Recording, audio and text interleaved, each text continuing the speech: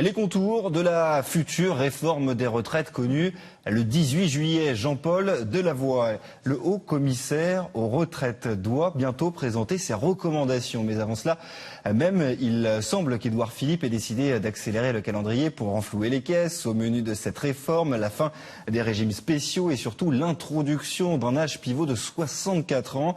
Un système bonus-malus pourrait être mis en place pour inciter les Français à partir le plus tard possible. Alors, doit-on s'en inquiéter? Et pour en parler, nous sommes comme chaque jeudi avec l'économiste Jacques Sapir. Bienvenue. Jacques, à vous sur ce plateau. Merci. Alors Jacques, cette réforme, on en entend beaucoup parler, mais que contient-elle? Et surtout, pourquoi Édouard Philippe entend-il pousser les feux? Alors effectivement, si le Premier ministre voudrait avancer la date de la réforme, au point d'ailleurs, d'une certaine manière, de désavouer, ne serait-ce que partiellement, Jean-Paul Delevoye, qui est le monsieur retraite, qui a été nommé par le gouvernement l'année dernière, c'est parce qu'il veut faire des économies. On parle aujourd'hui d'1,2 milliard d'euros que le gouvernement voudrait économiser sur la question des retraites. Alors oui, cette réforme va poser des problèmes, elle va aboutir à une baisse de toute une série de prestations et en particulier, c'est les conditions dans lesquelles les gens vont partir à la retraite à partir de 2020 et 2021 et jusqu'en 2025 qui pose aujourd'hui un très gros problème. Alors avant d'aller plus loin, Jacques, et comme toujours, je vous propose justement de voir ce qu'en pensent les Français que nous avons croisés. Nous leur avons tout simplement demandé ce qu'ils pensaient de cette réforme des retraites dont on entend parler. Ça fait depuis longtemps que beaucoup de présidents, de gouvernements travaillent la question. Donc c'est un vrai gros sujet. Je sais très bien que c'est un sujet complexe, sinon on aurait trouvé une réponse idéale depuis longtemps. Qu'on rallonge la durée de cotisation, ça paraissait logique, vu que la durée de vie s'allonge également. À partir d'un certain âge, c'est pas on vieillit, mais on devient moins productif et il ne faut pas non plus en demander trop. Il dit 62, mais je suppose que si on veut vraiment une vraie retraite, il faudra aller plus loin. Il y a des gens qui démarrent très tôt, avec des métiers hyper pénibles. Et donc terminer à 64 ans, 62 ans, ça peut être éprouvant. J'ai pas de travail. Moi, je me vois pas pouvoir prétendre à une retraite, en fait, dans ma situation. J'accepterais pas de partir plus tard en retraite pour que le système fonctionne parce que c'est aussi le système aussi de s'adapter. Pourquoi c'est à nous de trinquer et ça va être de plus en plus tard et il faut pas accepter ça, il faut trouver d'autres solutions, je pense. Il y a énormément de retraités de plus en plus et les ressources n'étant pas extensibles à l'infini, les retraites vont être certainement diminuées, même les plus petites, ce qui est totalement injuste. Je pense que chacun doit se faire un petit pécule. Franchement, il faut que chacun se prévoie une petite retraite. D'accord. Voilà. Jacques, votre réaction à ce que l'on vient d'entendre? Alors, il est très clair, les personnes qui ont été interrogées sont effectivement, je dirais, un petit peu habituées à ces nouvelles sur les questions des retraites.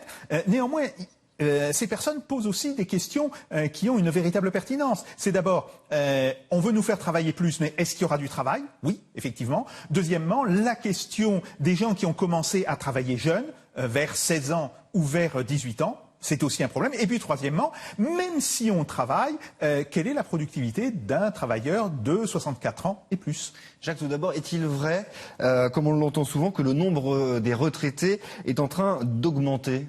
Alors, le nombre des retraités est important, mais il n'augmente pas. D'ailleurs, les statistiques qui sont fournies par la CNAV, c'est-à-dire la Caisse nationale d'assurance vieillesse, montrent qu'il y a eu un pic en 2007.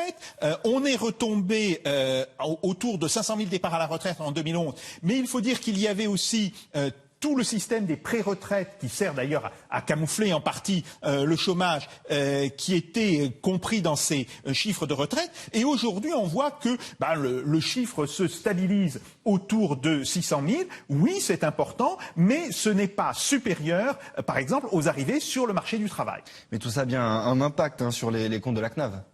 Oui, absolument. Alors, il faut savoir que les comptes de la CNAV, ils ont été fluctuants.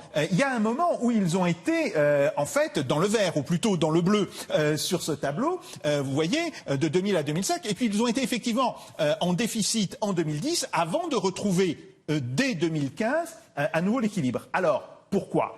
Évidemment, il y a eu des réformes qui ont été faites, des réformes douloureuses, en particulier la réforme de François Fillon. Mais il faut aussi ajouter une chose, c'est que si le taux de chômage passait de 8,5%, ce qu'il est aujourd'hui, à 6,5%, c'est-à-dire malgré tout un niveau assez élevé de chômage, supérieur par exemple à ce qu'il est aux États-Unis ou dans certains pays de l'Union européenne, eh bien automatiquement les comptes de la Caisse nationale d'assurance vieillesse seraient à l'équilibre. La Caisse nationale d'assurance vieillesse ferait même des bénéfices et avec ces bénéfices, elle pourrait rembourser ce qu'elle a dû emprunter au moment où il y avait ce grand déficit. Pourtant, Jacques, le poids des prestations calculées en pourcentage du PIB a bien augmenté. Oui, c'est vrai, il a augmenté. Mais là encore, il faut regarder quel est le niveau d'augmentation. Alors, il y a 20 ans, en 1987, même un peu plus de 20 ans, on était à 11,6% du PIB. Aujourd'hui, on est à 13,8% du PIB et on voit d'ailleurs que le niveau aujourd'hui est à peu près stable. Donc oui, c'est important, mais il faut aussi toujours rappeler qu'il s'agit là d'une répartition. Il ne s'agit pas d'un prélèvement net sur la PIB.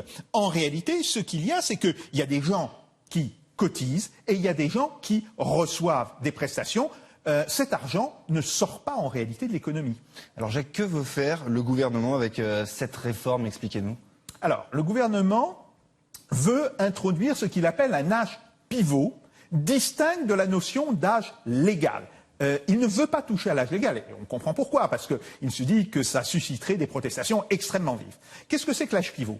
Eh bien, c'est l'âge auquel on estime que vous aurez la totalité de vos trimestres. Et donc, ce que veut faire le gouvernement, c'est introduire un système de malus pour les gens qui partiraient entre 62 et 64 ans, et peut-être un système de bonus pour les gens qui partiraient après. Je dis peut-être parce que c'était l'idée de Jean-Paul Delevoye, un système de bonus-malus, et de ce système, le gouvernement, Édouard Philippe, n'a retenu que l'aspect malus. Maintenant, il faut regarder une chose. Là encore, cette fois-ci, ce sont sur des statistiques d'Eurostat, on voit que le taux d'activité des gens qui sont entre 55 et 65 ans, donc dans cette tranche d'âge qui sera touchée, il est de 50%. Ce qui veut dire qu'il y a une grosse partie des futurs retraités qui ne toucheront jamais une pension pleine. Parce que même s'ils étaient d'accord pour aller à 64 ans, voire au-delà de 64 ans, ils ne seraient plus employés par les entreprises. C'est bien dans cette tranche d'âge que l'on a, comme d'ailleurs avec les jeunes, les gens qui sont entre 18 et 35 ans, que l'on a les plus forts taux de chômage. Donc, on peut dire que là, il y a quand même une certaine arnaque dans cette notion d'âge pivot. Jacques, le mot arnaque n'est-il pas trop fort? Et qu'en est-il des prestations? Alors oui, je comprends que le mot arnaque puisse vous faire tiquer. Maintenant, il faut regarder un petit peu sur la question des prestations. Et ce qui est intéressant, c'est quand on regarde, là encore, les statistiques de la Caisse nationale d'assurance vieillesse, eh bien, on voit que la différence entre la retraite moyenne, tout compris avec les complémentaires des hommes, et la retraite moyenne des femmes, qui est là, il y a grosso modo un écart de 25%. Or, le salaire n'est, disons la différence de salaire n'est que de 15%. Pourquoi? Alors, le vrai problème, c'est que les femmes ont très souvent des carrières incomplètes.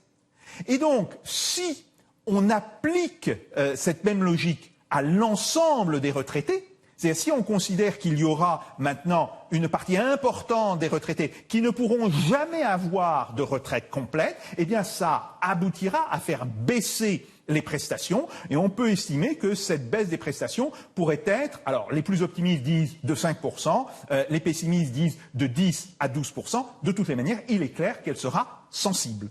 Alors Jacques, pour résumer, cette réforme va-t-elle vraiment faire baisser le montant moyen des pensions?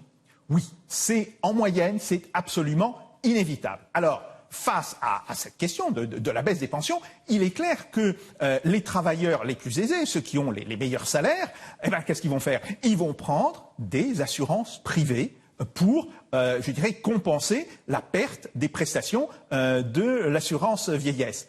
Et d'ailleurs, c'est évident. Les grandes compagnies d'assurance se frottent les mains à cette idée. Mais en réalité, ce à quoi on va assister, c'est bien à une paupérisation globale de l'ensemble des retraités. Pas très rassurant tout ça. En effet, merci beaucoup Jacques Sapir pour toutes ces explications. Merci. Et à très bientôt sur RT France. Merci.